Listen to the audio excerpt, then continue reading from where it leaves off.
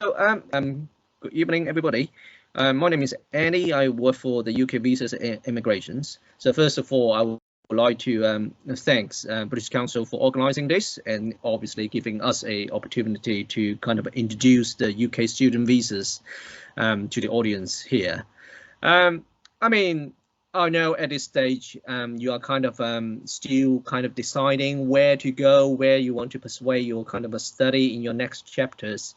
And a lot of factors will affecting students choosing a destination to study, and certainly education quality is one of the most important factors affecting you choosing a place to study.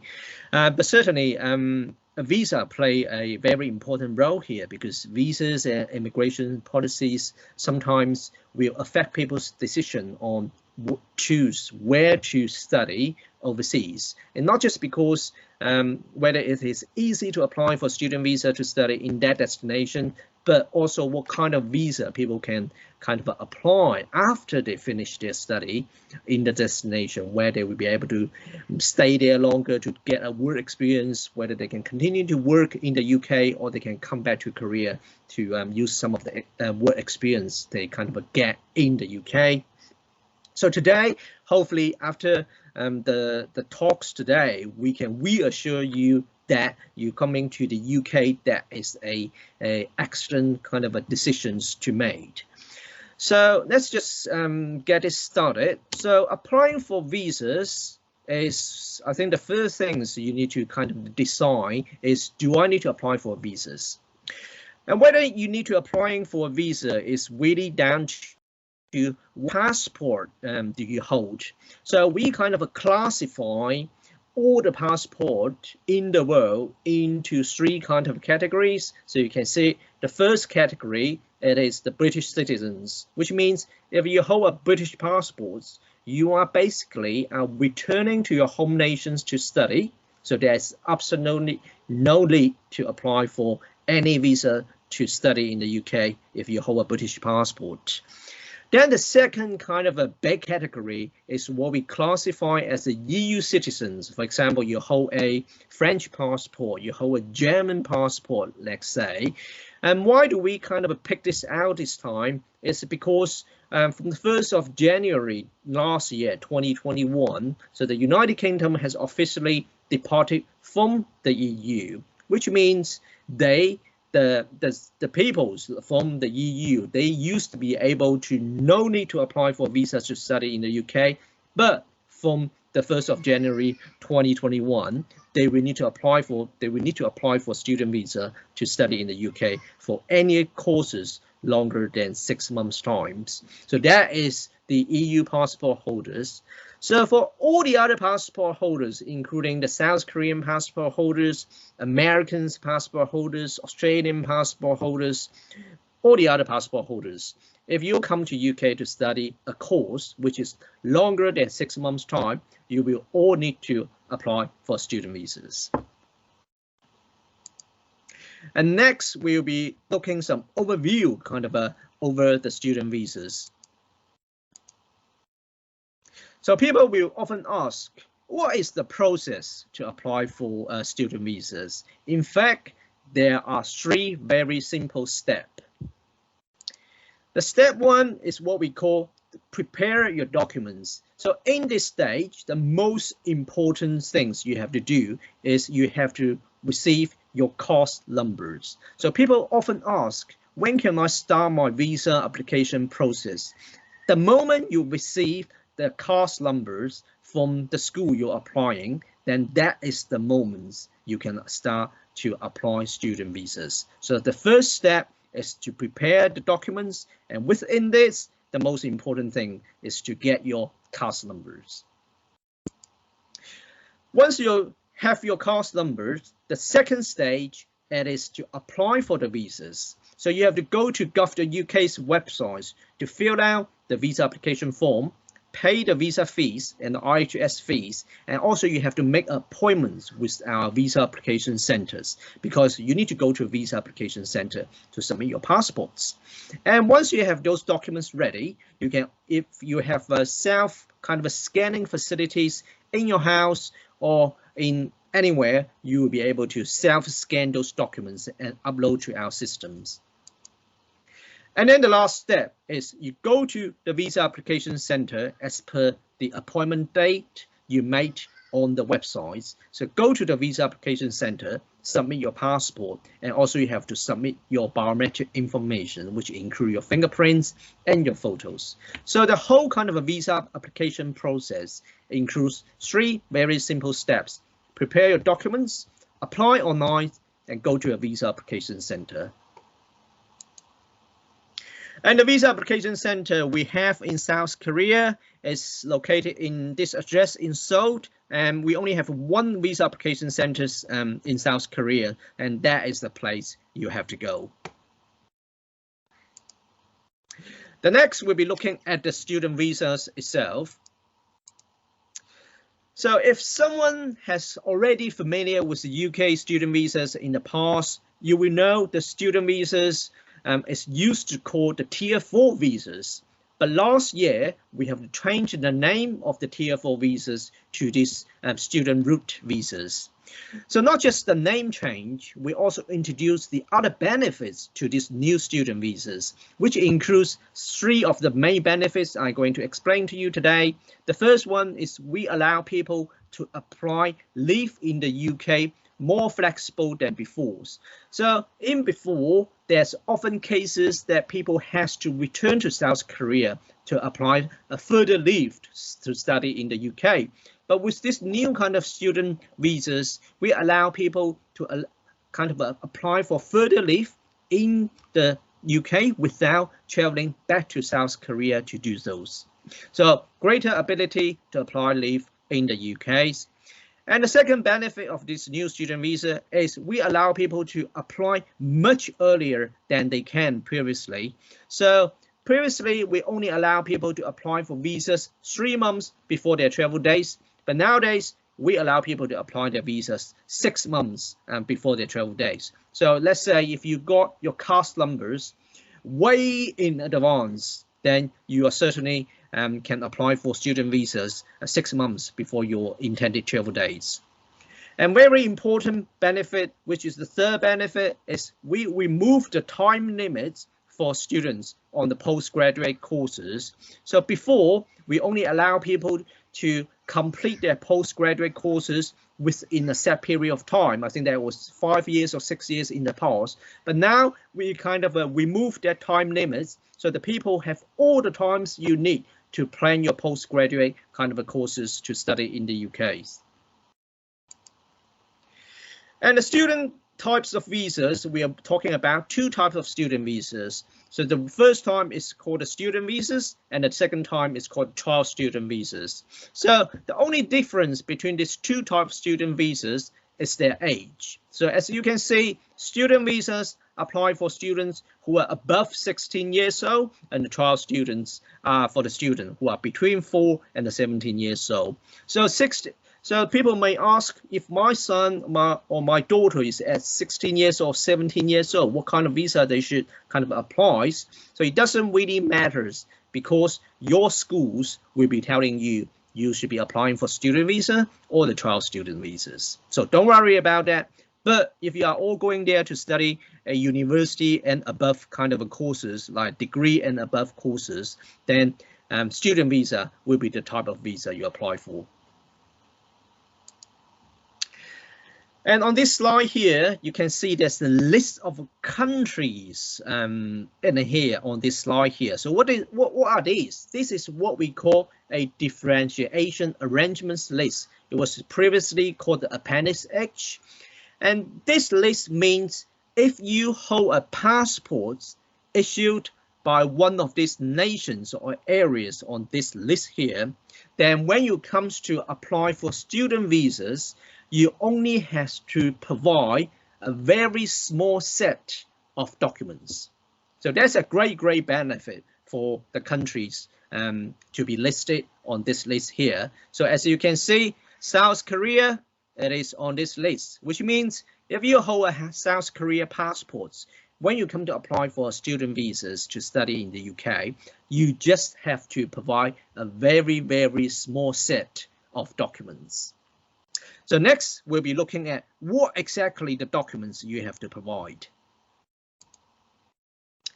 So on this slide here, let's just make it a classic examples for a students going to study undergraduate courses in the UK, and undergraduate courses is the non-sensitive courses.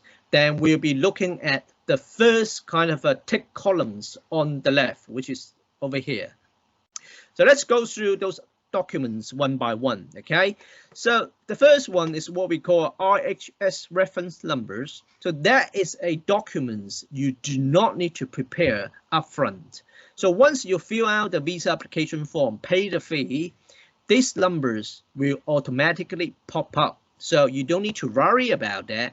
You don't need to prepare that upfront.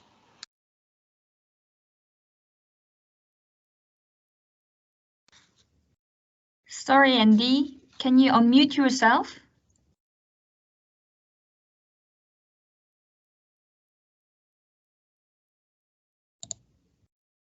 How about now? Yeah, I can hear you. Okay. Where do you lost me? And I talking about the documents. Second document? Sure. So the second document is the TB certificate, which means it is you have to do a lung test, because that's for everybody want to stay in the UK for more than 6 months. You have to do a lung test. So that's a TB certificate where you need to prepare upfront. So that counts one document. And then the next is what we call ATUS certificate, and that is only applied to some very sensitive courses. Okay, so if your university tells you you have to prepare an ATUS certificate to study this course, then you go to ATUS website to register and also to apply for the certificate.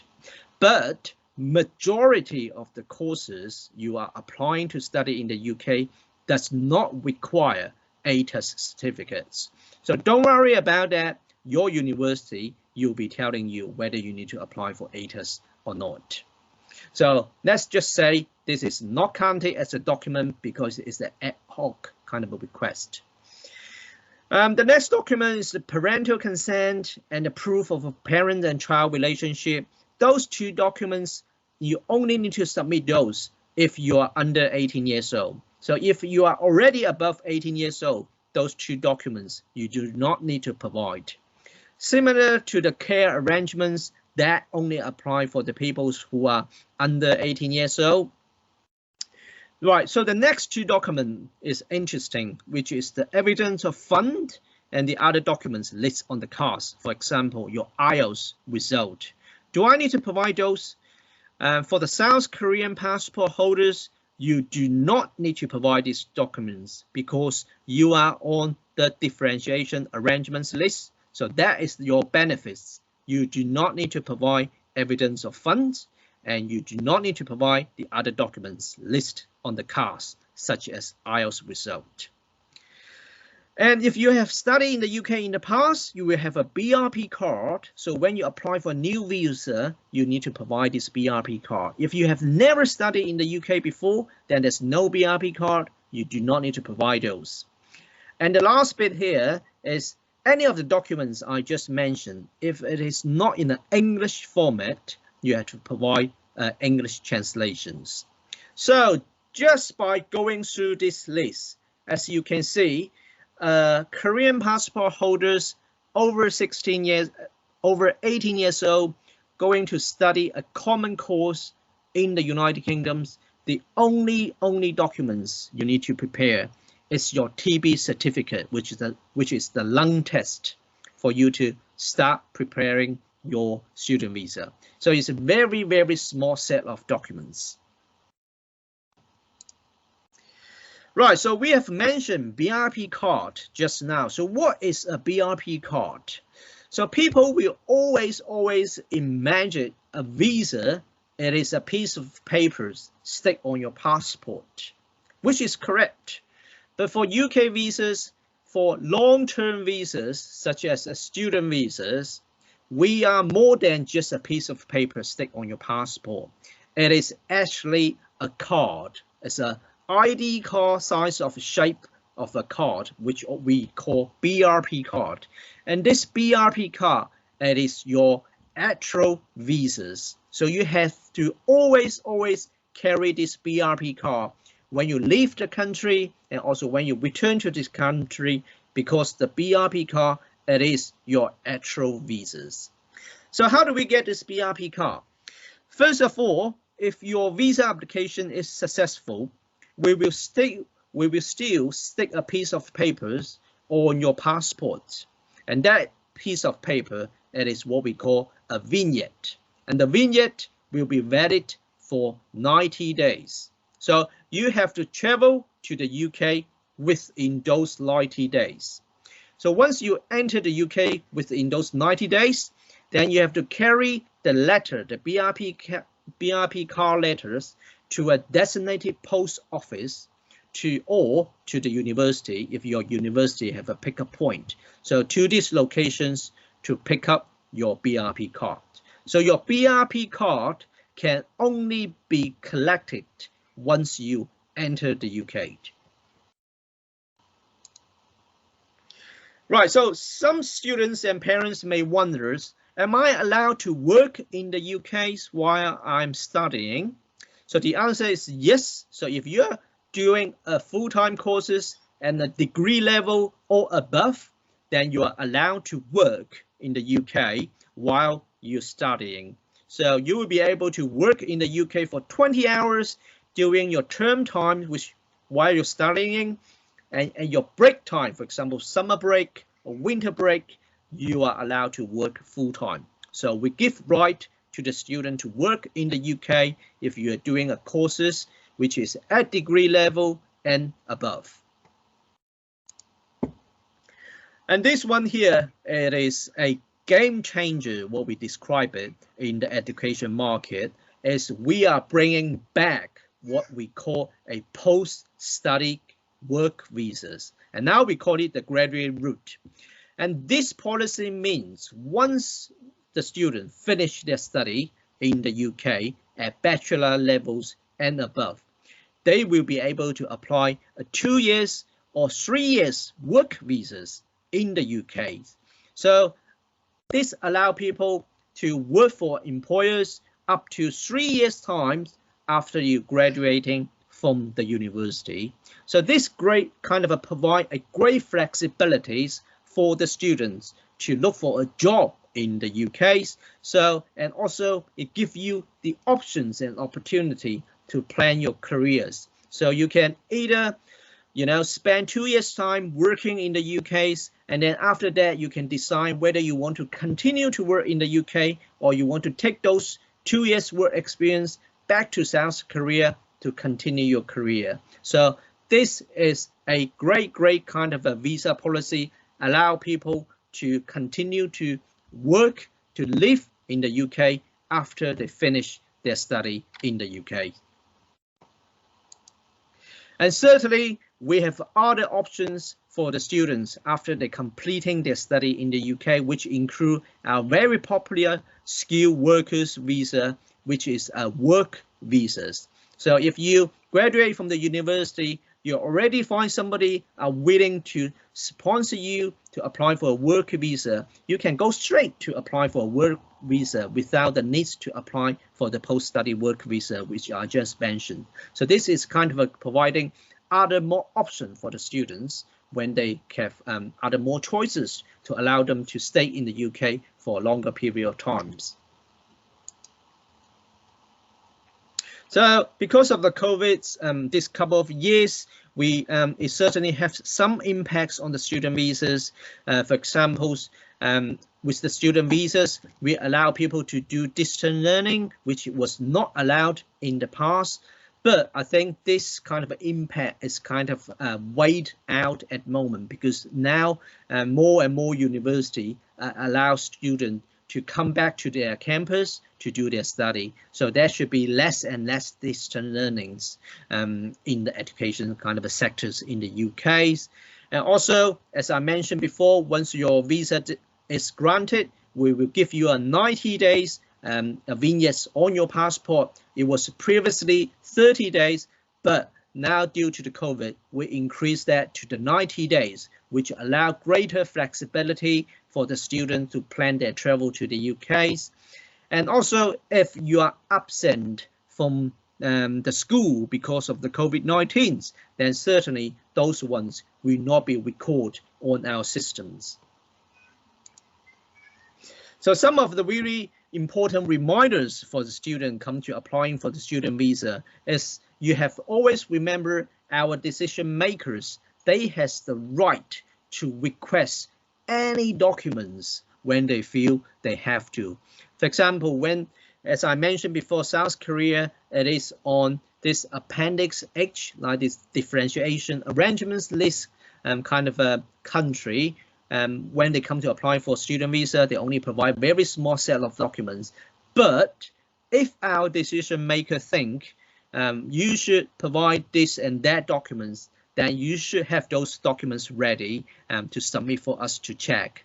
And within this, the whole kind of a document set, people will be often asked to provide your bank statement to show you have enough money in your bank account. So how much money, people often ask, do I need to hold in my bank account to prepare for the UK visas applications? So the money in the bank account should be equivalent to your first year's tuition fee plus 9 months maintenance fees. So as long as you have those monies available in your bank accounts or your parents' bank accounts, then you'll be fine when we ask you to provide the evidence of finance. And okay, so what happens if my 90 days visa expire? I still cannot travel to the UK because of the COVID restrictions. Do I need to reapply a new student visas? So the answer, it is no. So we have this service, what we call a visa transfer service, which kind of allow you to extend another 90 days if you cannot travel to the UK within those 90 days initially issued to you. So next, we're looking at some of our service, including people will ask, how long does it take to apply for student visas? So our standard services, it is 15 working days, so around about 3 weeks for you to get a visa decisions. But sometimes you are in a rush, you really have to go to the UK, in a very short period of time. Then what happens? I can't wait for 15 working days. There are options to be faster. In South Korea, we offer these priority services where you pay a small fees, then you will get your decisions within 5 working days. So around about a week's time, you can get your visa decisions. Sorry, Andy, I'm really sorry to interrupt you. Sure. As we're running out our times and we're gonna start our next session in 5 minutes, so can you wrap up quickly? Sorry. Sure, of course. I'll just quickly go through some of the services. As you see, our Visa Application Center also provide different kind of services. You can also go to our Visa Application Center's website to check, do you need any of those services? And then very importantly, before you travel to the UK, always check the international travel guidance, because this is a live page and you will change all the times. So always check the international travel guidance before you travel to the UKs. And then these are some very important links where I'm sure the British Council will share later, but these are some website links mentioned to kind of a link to the contents I just mentioned earlier.